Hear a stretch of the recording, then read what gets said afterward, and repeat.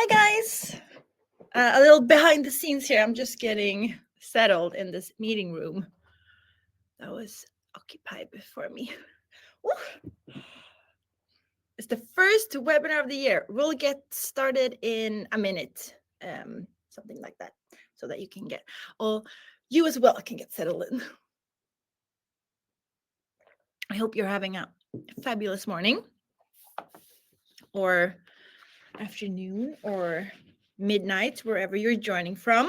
I love to hear where you're joining from, so please let me know in the chat. Paul says, hello, Heidi. Happy New Year. Happy New Year, Paul. Thank you. Super excited to be rolling out this series of the webinar series again. Nicolas joined us from Switzerland. Bonjour.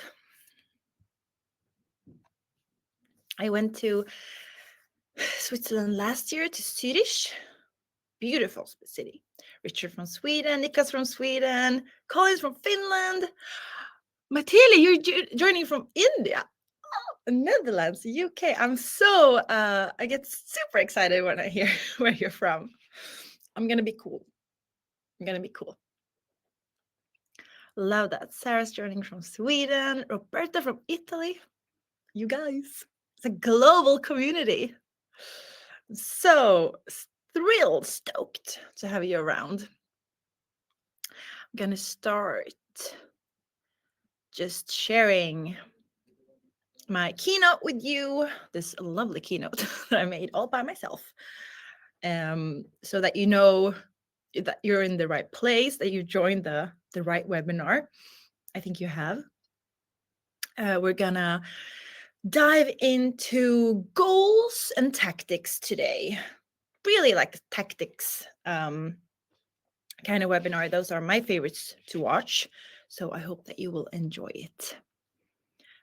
We have Christian from Spain and Francisca, who's from Portugal, but joining from the Netherlands. Hello to all of you. Hi. So excited to have you. What do you say? It's 2 minutes past. Why not get started?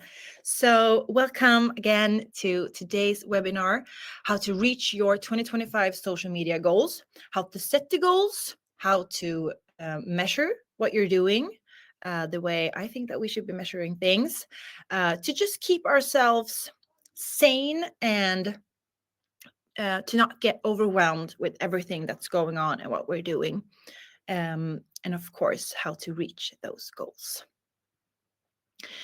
If you haven't met me before, if this is your first webinar joining me, extra welcome to you, of course. My name is Heidi Bodal. I do social media, community activities, and events here at StoryKit, your go-to video automation platform.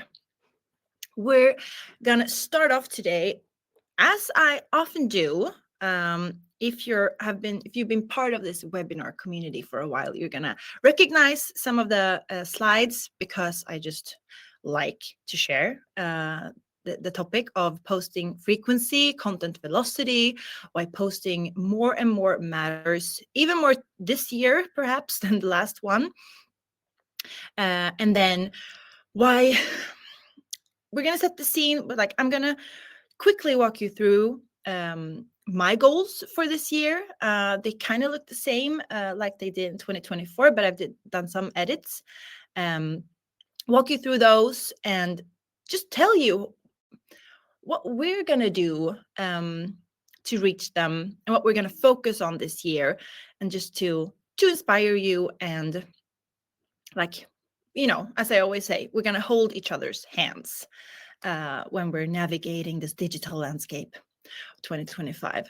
And then I thought I could show you, I did a search on, we use HubSpot as our publishing tool, or I publish most natively, like on the platforms themselves, but they're connected all to HubSpot. So I ran through the best performing ones in terms of best reach and engagement secondly.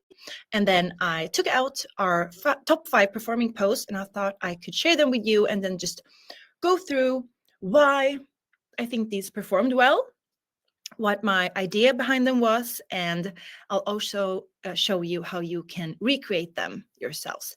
And of course, I'll try to do this as effectively. You know, I'm not going to take too much of your valuable time, but there will be time for some questions at the end.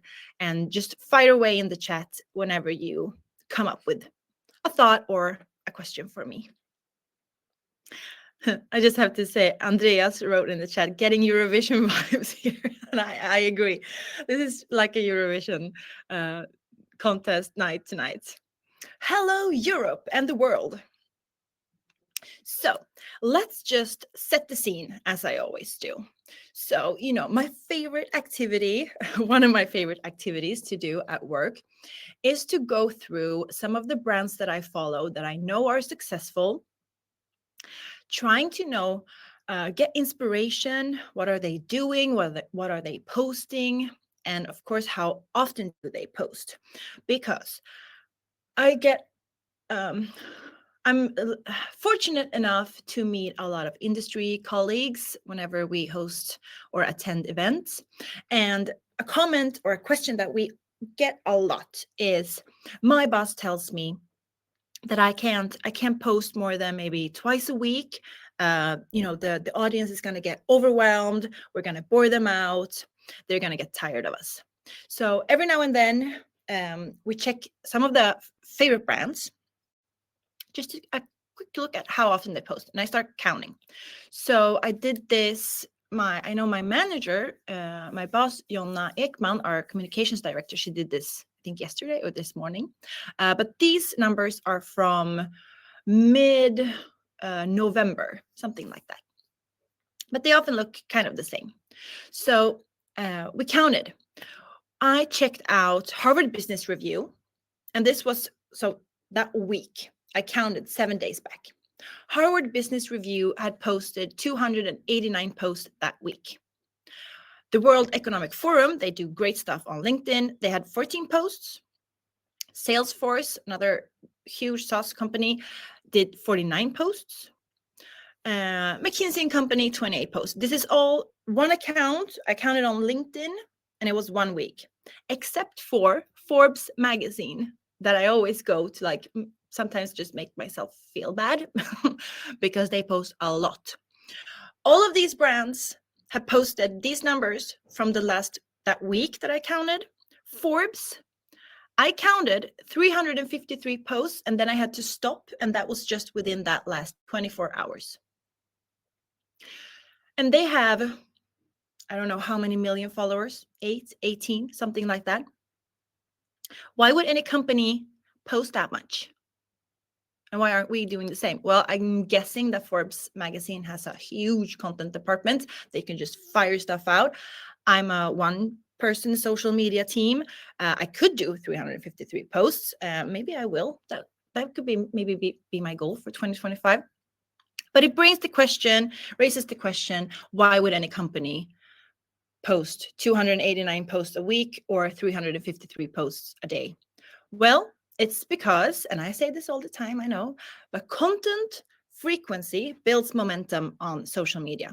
You can't really go online every once, a month, publish something and expect people to still know who you are the month after. It doesn't work like that anymore. The only way to meet like the amount of content that's out there is to do it yourself as well.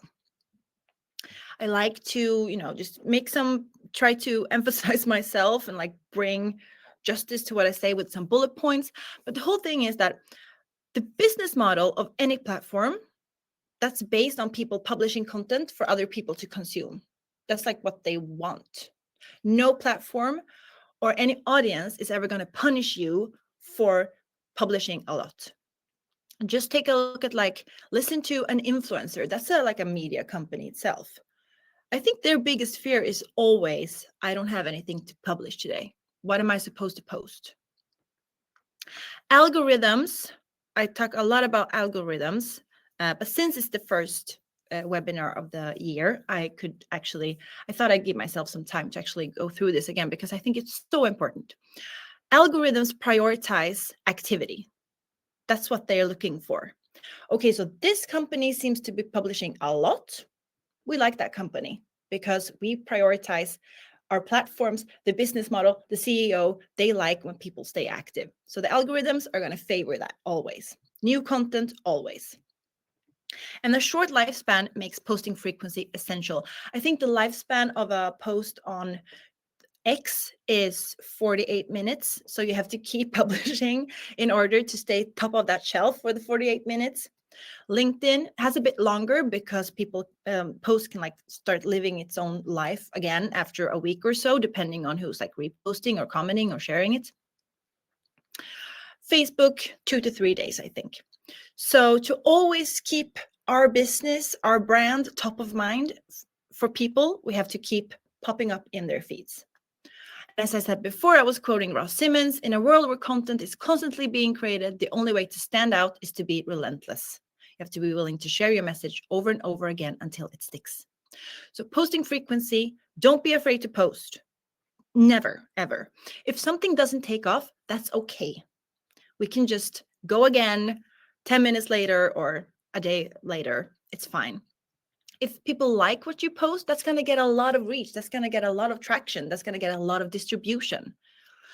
And the only way to learn what actually is going to take off, the only way to learn is by doing more and trying it 1,000 times in 1,000 different ways. I also had this really nice quick talk over the coffee machine with our CPO and founder, Fredrik. And he said that, well, people just have to start trusting the process even further. And he's a huge basketball fan, so he often draws like references or analogs, is that a word, to the basketball world and to the NBAs. But he said that it's like they say in basketball, shooter's gonna shoot. Just because you miss one shot, that shooter misses one shot, they can't just walk out of the field and like, okay, I can't be doing this again. Shooting's not for me. No, they keep shooting another 5 times, and by the 6th ball that hits, they'll keep going. And it's the same with social media. We just keep shooting out. Eventually, something will take off. We never know beforehand. So today's focus is, of course, gonna be what to measure and why. And in order for me to kind of know why,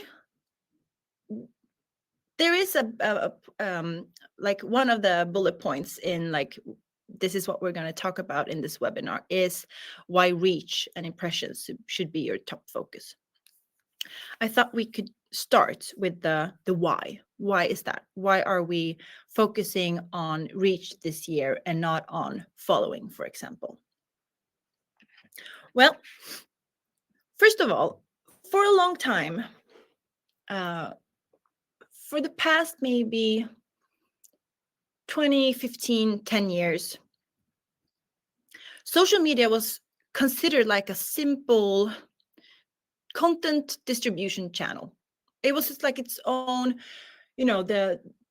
all companies created these great articles and blog posts and reports, and they posted a link and expected people to click through and read whatever was on there. We wrote something, we posted it, crossed our fingers that traffic would increase to that piece. But things have changed, obviously. How social platforms treat that kind of content and the way that people consume content has changed like drastically. I think especially the past maybe 3 years. It doesn't work like that anymore. Because for one, today we're like, as a social media consumer, as part of a social media audience, I expect to be entertained, informed, educated, whatever, without having to search for it myself. I open an app, I keep scrolling, and I expect the content that I see to be something that I actually want to consume. Another thing is that people, and this includes perhaps even you and me, we are, sorry to say, but we're too lazy to click somewhere. Because with the infinite feed, we know that if this doesn't attract me straight away, right now, I'll just keep scrolling because eventually something that I like will show up in my feed. If we can get entertained on the platform, there's no reason for me to click away somewhere. We also know, third thing is that, like I was saying, social media and algorithms prioritize content that, of course, engages with people, but that doesn't make the viewer click anywhere else, because that would go against their whole business model. Like if LinkedIn can have someone stay on the platform, in the app or in their browser, by a certain piece of content, or they could have someone leave, they would obviously prioritize the piece of content that makes someone stay on the platform, because that means that they're making more money. That's just the way it is. We know that adding links significantly lowers the reach of a post. LinkedIn has even decreased the size of a thumbnail when posting a link to, I don't know what that is, like 3 pixels. It's so small these days. It's almost non-existent. Why would they have want someone to leave the platform when they can actually keep someone on it? That is why I decided for maybe half a year ago, like by summer almost, that I would only do in-feed content. Not only, of course, I want to sometimes drive traffic to a job ad on our website, or to this longer piece of gray content that our content manager has written, like actually put their time and effort into creating. Of course, every now and then I include a link for someone to consume the whole piece. I do that too. But out of the 10 posts that I publish a week, maybe 2 of those actually have a link in it. So I've started prioritizing in-feed or on-platform content, if you will, over anything else. And I have to say, and this is what I want to share with you today, is that when I started doing that, not only did it increase our reach, obviously, it increased our engagement rate for every post, and it has, believe it or not much, but a little, also increased our traffic, the organic social traffic to the articles that I base our social media content on. The thing is that if we can choose to use our resources to create meaningful experiences, like on the platform, where they keep the users, that will increase our reach because it will be prioritized by the algorithms. It will create more brand awareness because we're gonna create content that someone actually likes to consume, instead of having someone click somewhere else. And I am certain that it does ultimately drive traffic, subscriptions, sales. So instead of trying to get people to just to go somewhere else, I treat it like its own little world, have people stay there, get a good idea and a good sense of who we are, build loyalty, build trust. And I think that you should be doing the same. I don't mention video that much in every webinar because I'm under the impression that if you're here, you kind of have an idea that video is the way to go. But I thought I might include it since it's the first webinar of the year. Why would we want to do video when we can just publish a link? Well, there are lots of reasons, of course. So remember when I said that social media used to be like a content distribution channel? Well, I just coined, or my manager just coined a term when we were talking. Social media has gone from a content distribution channel to a message distribution channel. You know, it's not about distributing a physical thing like a URL to an article, or to distributing a PDF for your report. It's about distributing all of those messages within that article or within that PDF. Your point of views, your really strong takeaways, your small, like turning the long stuff into snackable pieces and just keep pushing those out so that people can get an idea, a good sense of idea of what you're talking about in the big article without having them to actually click to the article. It's, it's so versatile because you can make an entertaining video, you can make an informing, a simple, a complex. It's eye-catching because video makes you use all of your senses, and especially your vision, to a further extent. It's good for any platform because it's the most native format you can use on any platform, because you'll have someone stay on the platform, and it works for any content, any context. And it's such a nice way to push your brand, your lovely, using your logos, your colors, your fonts. It just gives it's a nice way to present your brand. And of course, if you're a StoryKit user, I'm just going to say it, so sue me. Anyone can do it if you're using StoryKit. All right. So in order to tell you how we're gonna meet our social media goals, I thought I could just give them to you to, give you some context to what I'm talking about. Goals used to stress me out a lot because it was like, yeah, I want to bring in 300 leads. I want to create 15 opportunities for the salespeople, and I want to really increase sales overall. Tried to always align the social media goals to a business goals, which is great. If you can do that, go ahead. But then I took a step back and I was like, but I think that sales is going to increase if people trust us. And the best way to get someone to trust you is to be online, because you have to be online. You have to be on social media. So my goal number one is to leverage social media as a platform to connect, to build brand, and to build trust with our audiences. I just want someone to consume our content and feel like StoryKit, they seem like a nice group of people that know what they're talking about. I'm not really looking for a video tool at the moment, but when I do, I'll remember them.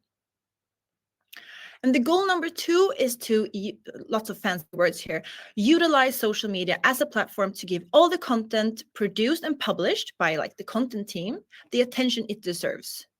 So not, and I mean, maybe your content managers or your writers isn't gonna go nuts about this one, but it's still about giving the attention.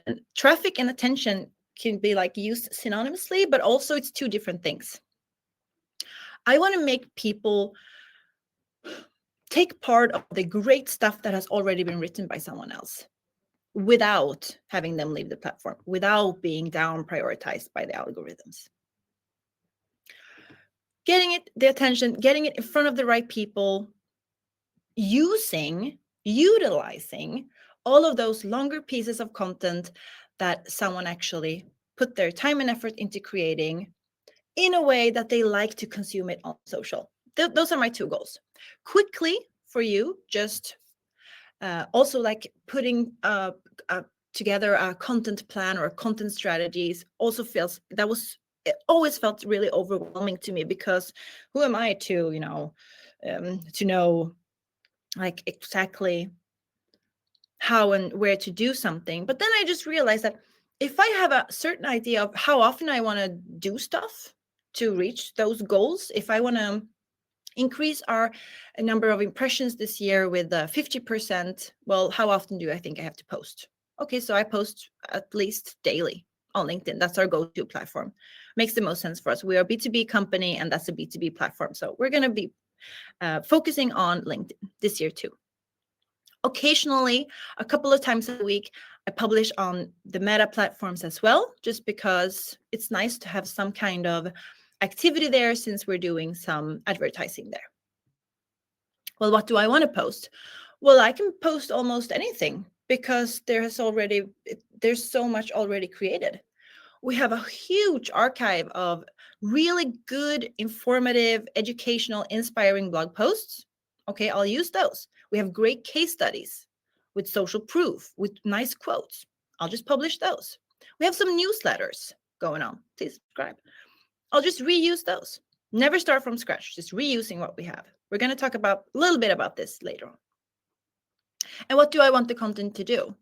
Well, I want people to know who we are, and I want them to trust us because I know that we have a good thing going on here.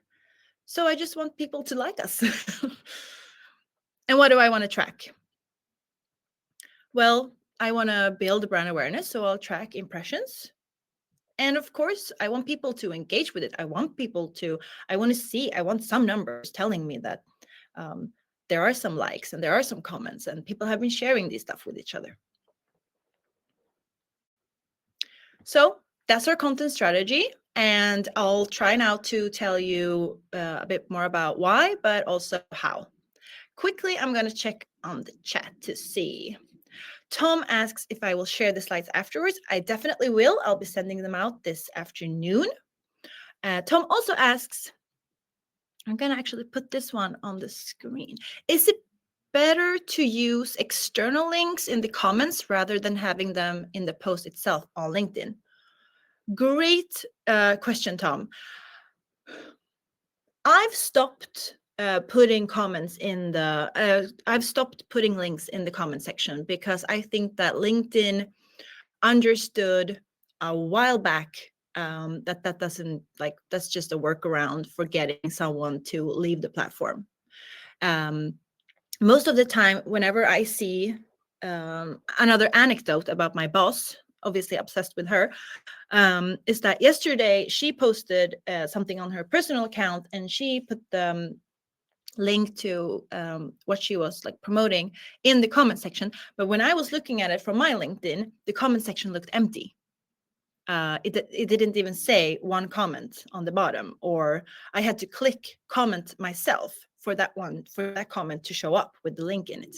They know that this is a workaround that we use in order to try and have someone click away from the platform. So I've started to put, and I'll show this later when I share the post that I created last year. I put the links in the post itself, but I try to make it like a part of the whole post. So it's not always at like the end. So read more here. It's more like in this article link, we're discussing blah, blah, blah, key takeaways from the article link. And also, this is just something that I'm testing almost every day, trying to understand what works best. And I think you should do the same too, because your audience, of course, could treat links in a different way than our audiences does. So just keep trying. And I see that you're actually asking a lot of questions in this chat. I hope it's okay that I'll just quickly, I'll go through the rest of my presentation and we'll get back to the questions afterwards. This is being recorded, so if you can always watch the Q&A part at the end of the webinar on demand whenever you want to. I'll send out the link to the recording as well. Let's just break down why I've stopped focusing on following and engagement as much as I did, and why I'm now instead focusing on reach and impressions. So we believe that impressions should be your primary focus, even before you think about conversions or leads. Of course, this could be, again, we're a B2B company.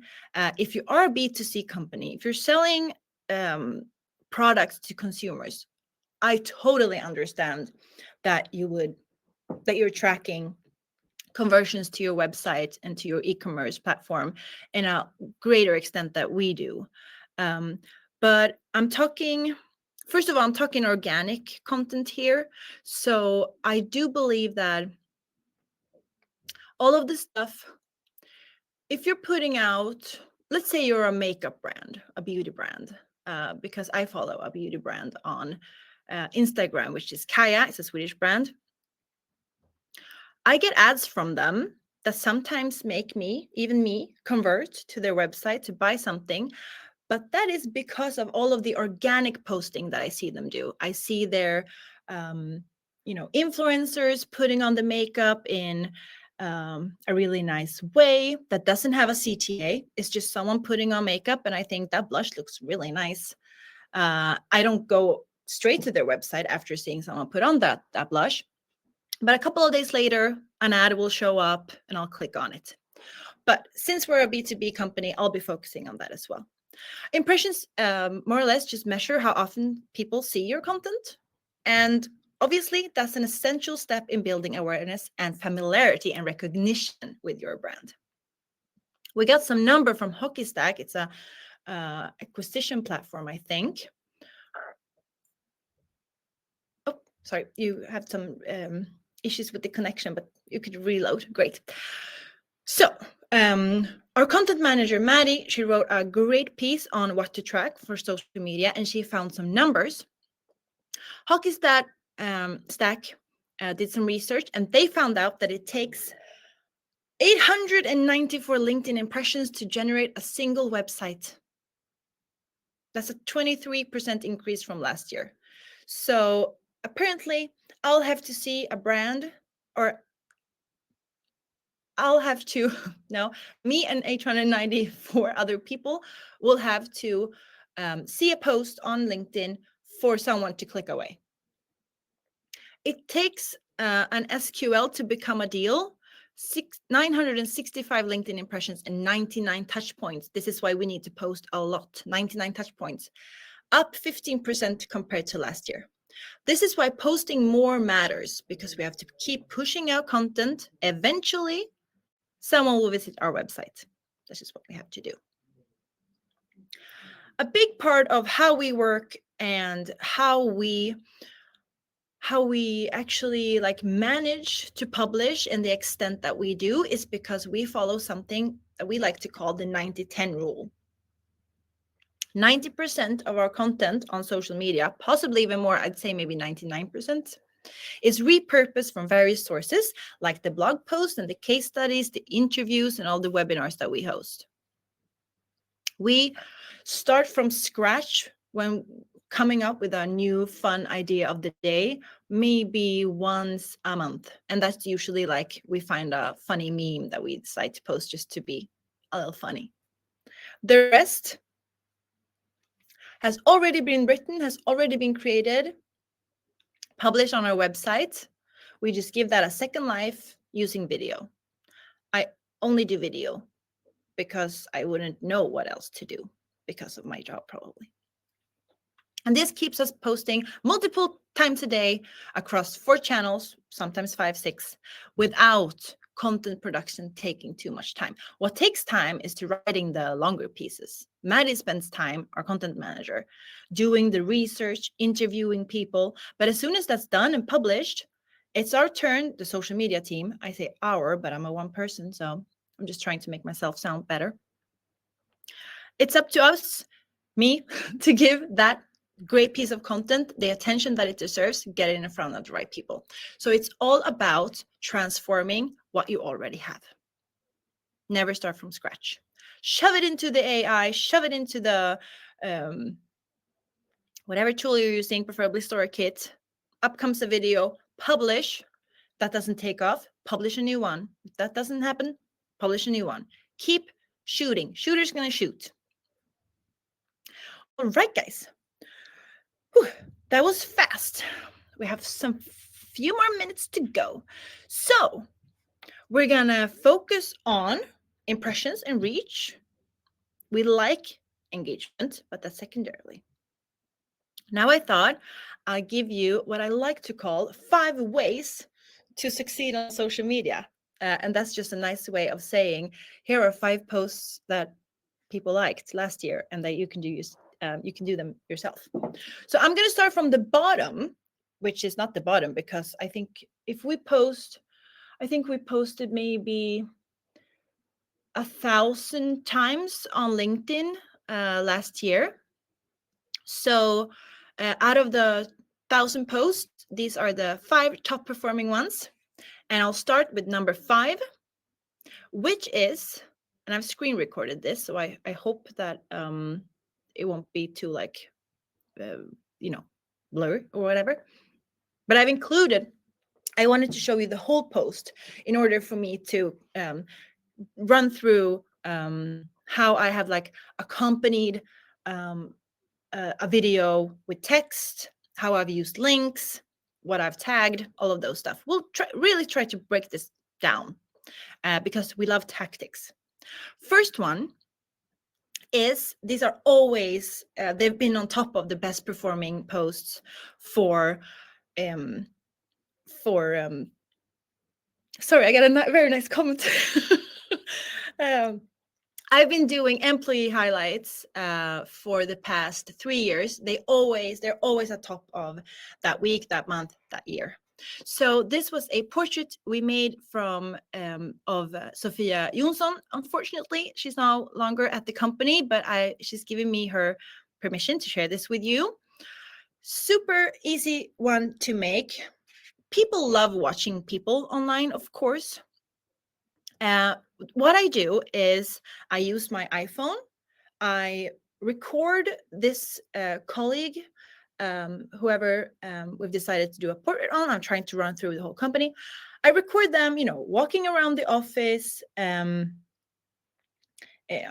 some coffee with a colleague, chatting. I was about to say going to the bathroom. No, just them being at the office, being in these environments. And I send them 3 questions on Slack, like, what were you doing before you joined StoryKit? What do you like to do outside of work? And what do you like the most about your role? They send me back a couple of sentences, and I just copy paste those, put them in the storyboard, and upload my very authentic clips of them walking around. And I think it looks nice. Like it looks even more professional than what it is actually. And this comes from a template. So I just replicate that storyboard for the next person.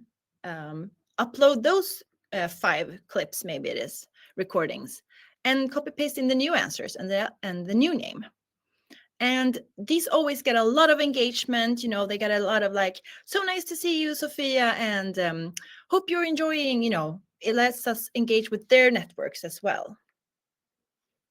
Disclaimer now is that when I'm talking about the storyboard, I'm talking about the place you can go if you're an pro or enterprise user at StoryKit. If you have the light version, you can just put in your URL to whatever content piece that you want to turn into a video. But we can have a look at the storyboard afterwards if you want to as well. Post number 4. This is one that I've made solely by putting in a URL, and out comes a script for me to use. So it turned an article that was that had a subsection. The article was, elevating your social media ads for 2024, something like that. A section in that post was, here are 5 types of ads that will perform better as videos. And I put that in there, and it just turned it into a script.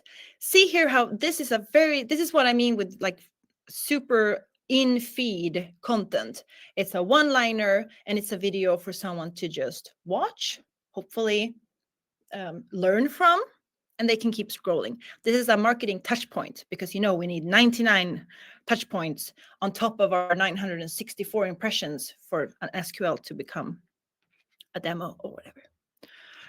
Post number 3 was a product release, also made from a press release that I chugged into the StoryKit tool. And I think press releases and product releases are a thing that you would typically say well, we want people to read the press release. We want people to check out the actual feature in the tool.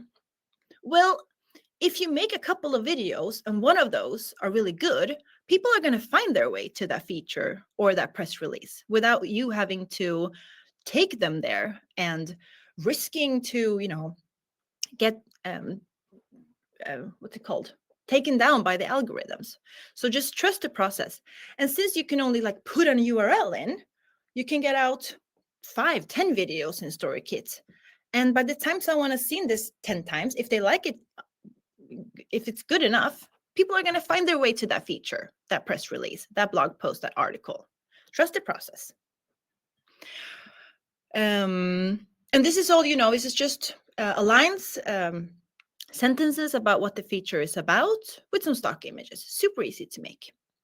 And again, remember that this is a product release. It's super user focused, but it was still one of the best performing ones last year. And also probably that's because internal releases in the company spark a lot of engagement internally, which is always helpful. So have your employees and your team members share stuff themselves. I see now that I've included six posts, but that's fine. Here's a post that we did. This is based on a case study, and here I have included a link. I make sure to publish some kind of case study video every week or twice a week, because that's the best marketing you can do. It's social proof. Sometimes I more or less type out the whole case study in the text, in the post. You would say, oh, but who wants to read 3,000 characters about how BKS Bank likes to use StoryKit? Well, if they don't want to read 3,000 characters on LinkedIn, why would they want to click through and read 5,000 characters? Keep trying. I've included a link in this one, and that worked well. And coming back to your question, Tom, about putting the links in the comments or the text post, I put it in the post itself, and that worked really well. Sometimes I do a case study with only a quote or two, nothing else. It's just, hey, here's someone that really likes StoryKit. Nice. I can just post it. If someone doesn't want to see it, they can have a look at something else, and I'll post something else 10 minutes later. It's great. Oh, I'm going to take a quick water break. Or a water sip. Post number 2. This is a webinar push promotion that I did back in, it's 2 months ago, so back in November. So this is a very typical click-through conversion type of post. It has 3 slides, 2 saying what you can expect from the webinar, by attending this webinar, you can actually steal our 2025 content plan and strategy. And then just a quick run through with the information you probably want to know, when is it, where is it, how do I get there? And then I've used the text in the post as the primary source of information for someone that wants to attend. This also have a link because since we use a platform for webinars, I wanted to link to that platform instead of having them go to StoryKit. And the best performing post of 2024 from StoryKit on LinkedIn is this talking head with, again, my amazing manager, Jonna Ekman. It is also made for InFeed. It's just her saying something super smart. People like to watch people, and I think this also had great both reach and engagement because she's being a bit thought-provoking here. She starts off also by saying, I don't know who needs to hear this. And that's a very common phrase. It was a trending phrase to open videos with at the time, or probably still is. So I think that sparked a lot of viewers and engagement because it was very on time. And these are the kind of things that you never know beforehand. So I think I made maybe 6 talking heads with her. They all went really well because talking heads often do, but this was the best one. And that was impossible to know before I posted. So that's why I keep trying. Those were my 5 best performing posts on StoryKit's LinkedIn last year. I think I'm gonna actually have a little poll for you.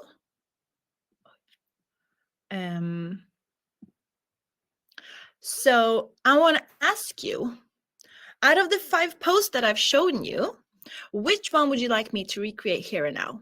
I'll leave you with this poll. It's actually 45 now, so I'm running out of time, but please stay with me. I don't have anything to do after this except for eating lunch, but who needs lunch when I can hang out with you?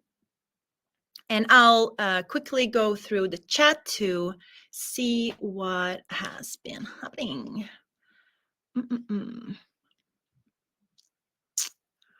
Wow, this is going to be a really nice Q&A. I hope you can stay with me. If not, watch on demand whenever you want to. Okay, back to the poll. Number 1. Oh, it's a close draw here. Anyone who hasn't voted yet, please do. Out of the 5 posts, which one would you like me to recreate? The talking head, the case study, or meet an employee? I think the talking head is our winner and leader. Let's do it, guys. All right. I'm going to stop this poll. And we're going to head over to StoryKit. It goes really fast. The making of the talking head videos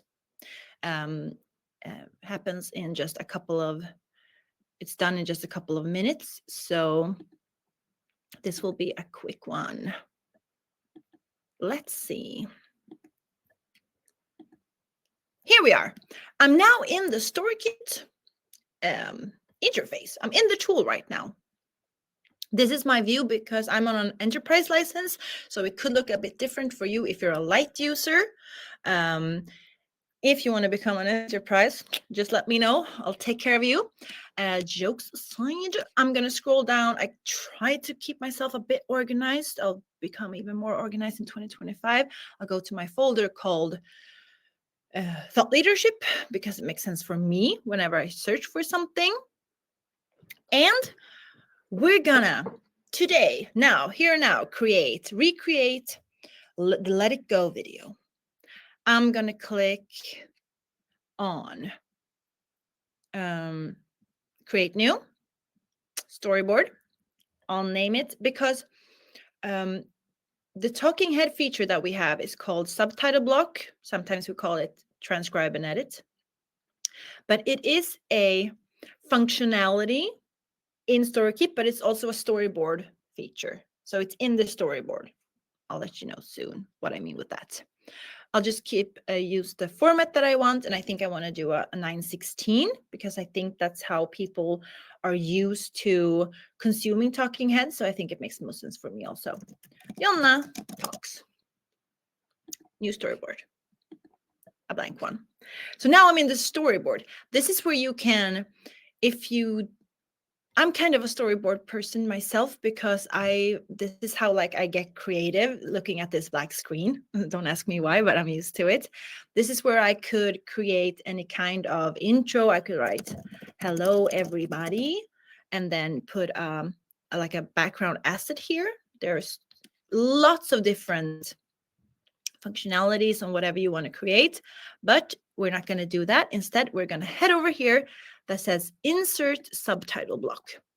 Now, since I have done this before, the clip is already uploaded. If it wasn't, I would just click and upload something new here, whatever that would be. But I already have her with me, so I'm going to choose this one, I guess. I'll click next. And what StoryKit does for me now is that it transcribes whatever she's saying for me. So I don't have to do that myself. I can, all software and, all transcribing features that I've ever used tends to make mistakes, which is okay. I'll just quickly check here that it looks okay. I don't know who needs to hear this, but marketers need to stop being the big, huge bottleneck. I know we love to be the brand police, but we can't anymore because the whole organization needs to tell a bunch of stories. And if we're going to stand there just policing everything, it's not going to work. I think this is what she's saying. So I'll click add all. They come up here. And over here at edit subtitles, if I wanted to make any edits, I could also write like, hey, here, but that doesn't make sense. But we can do, if sometimes every transcribing functionality that I've ever tried out tends to transcribe StoryKit into 2 different words. So sometimes I go in and like bunch those together. But these all look okay.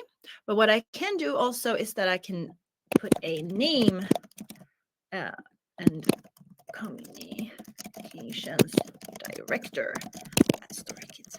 And I could, of course, have her name run through the whole video, but I think one time is enough. I can place that in the left corner instead. Oh, here, text alignment. There we go. This also look cool. And here I can stylize my my subtitles. I quickly saw, I just glanced over at the chat earlier, and someone asked what kind of stylization was for those subtitles, and I can decide. It's very small now, so I understand if you don't really see it, but this one's called Drop Shadow, and it's just really gonna give the whole sentence that she's saying at the moment in its whole at the bottom of the screen. But if I want to, I can choose something else like paragraph pop-up. That's gonna type out every word as it's being said, with the wording timing. I can have a pop-up with a back plate. If she was wearing something lighter in another shade, I could put a back plate behind it to make the text pop even more. Or I can do a prompter that writes out almost like a karaoke style. I like prompter large, actually. Or we can have a pop-up large, and that is also gonna write out every word in a bigger size. But I like the pop-up, paragraph prompter. Oh, I forgot which one I like. Paragraph pop-up backplate. Okay, we can just go for whichever we like. And okay, that's all. The stylization took me a minute, but other than that, it should be done by now. And I can just create that video. So I don't have to transcribe. I don't have to make sure that the timing is correct. The tool will do that for me. We're actually going to do a webinar about talking heads a bit earlier during the spring. So please join me then. While that's creating, it always takes a bit longer when you're screen sharing and you're going live and all of that. I'm going to drink a couple of sips of water. I love that like 70% of you are still with me in this webinar. I've been so nervous today. I think it was because I didn't do a webinar for a month and a half. So I kind of I got a bit scared again. But you're all being so very nice. So this is one of the things that I will discuss in that webinar about talking heads. Even though the feature is like almost too simple to host a whole webinar about, I thought we could discuss a bit about, how people looking into the camera is probably the best eye catcher there is on social media, but also how hard it is. I see like marketing peers, like industry colleagues that I actually know, that I've like maybe gone to school with, or that I've worked with in the past. And me myself, even though I use video on a daily basis, I'm like, what program, what software is that makes like the words pop like that and look so cool and crazy? And it turns out they've all hired an agency, and that's really cool and all. But sometimes we don't have neither the budget or the time to brief an agency and to also have them publish something. It's just easier to do it yourself, and this is a really nice way to get those smart snippets out super fast. Video is done, and I can open it. I don't know who needs to hear this, but marketers need to stop being the big, huge bottleneck. I know we love to be the brand police, but we can't anymore. because the whole organization needs to tell a bunch of stories. And if we're going to stand there just policing everything, it's not going to work. So there's a talking head made in just a couple of minutes. If I wanted to, I can of course also include like an outro here, or put this talking head into another context with maybe like some background text in the beginning, to set the scene and all that. We can do as much as we want. The sky is the limit. Just start imagining what you want to do and you can do it. So guys, I'm here now with all of you, and we're going to go through some questions from the top. Make it drop. Okay, so we got Tom here with the external link in the comments rather than the post. I would say put them in the post, actually. Recommended length of video, 20 seconds, 40 or 60. I asked LinkedIn what they think. And they said that for videos made for the purpose of converting, like with a strong call to action, and you want to make someone do something like click through to a website or buy something, they recommend keeping it super short, 10, 15 seconds tops. If you're creating videos for brand awareness, they recommend 60 to 90 seconds. And I know that a lot of people think that's really long. How am I supposed to keep the audience engaged for that long? They will stay on your video if they like it. So you can make a video as long as you want. People will continue to watch it if they find it valuable. The only way to know if they find it valuable is to try it out. 2 of our best performing posts 2023, we had 2. We had one webinar promotion that was 10 seconds long because we wanted someone to take action. And the other one was a case study, which was 72 seconds. Here's a question from Joel. You mentioned your boss posting on their personal profile. Is employee content a key part of your strategy? Also, hi from Scotland. Hello, Joel from Scotland. Yes, it is. We're actually starting, I think we had our first meeting about this this morning. Yeah, 10. We're doing a new LinkedIn challenge. We know that people prefer to follow people rather than brands and companies. So yes, it's definitely part of our strategy. We're aiming, the marketing, the comms, and the acquisition team aims to post twice a week. And what's so great is that there is so much content to post. You can just head over to your website and share something from there. James asks, what kind of videos works best on LinkedIn? So for us, it's definitely case studies, employee highlights, and takeaways, like key takeaways, 20 seconds of this is how you do X, this is how you do Y, Z. Something that people, that what is made solely as a marketing touch point. Someone can scroll, stop, learn, scroll, continue to scroll.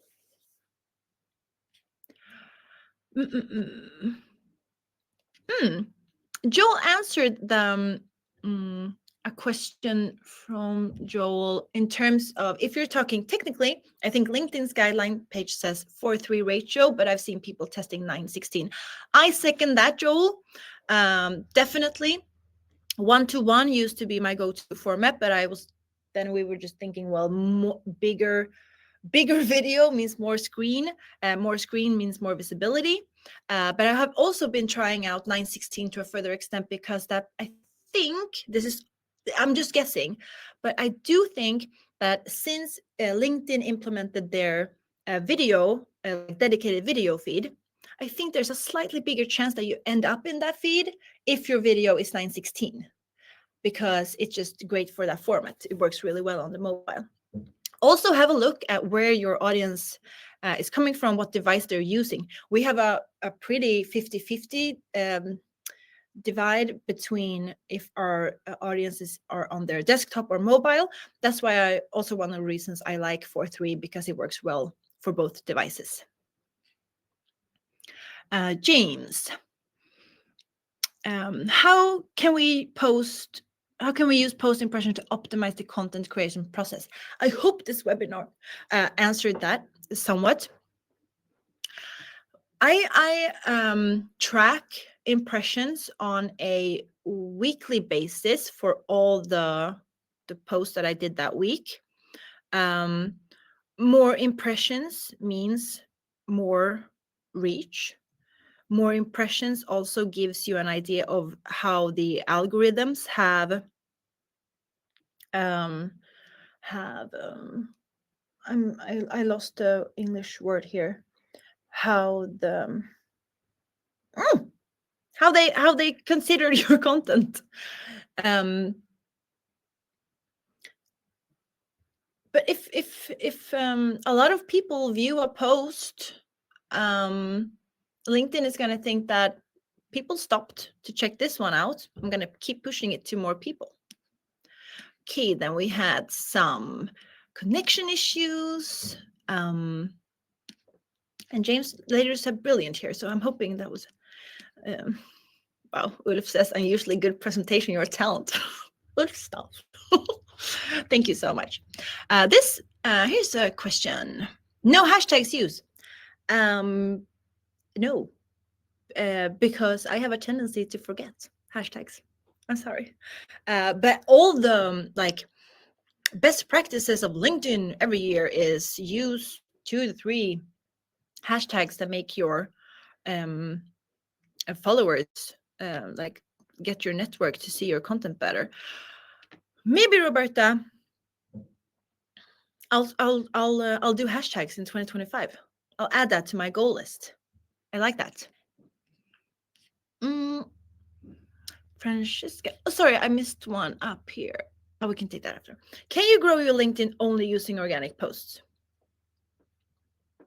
Yes and no.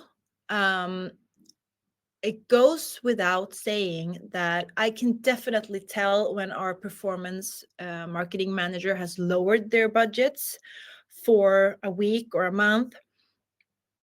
It does color off on the organic reach as well.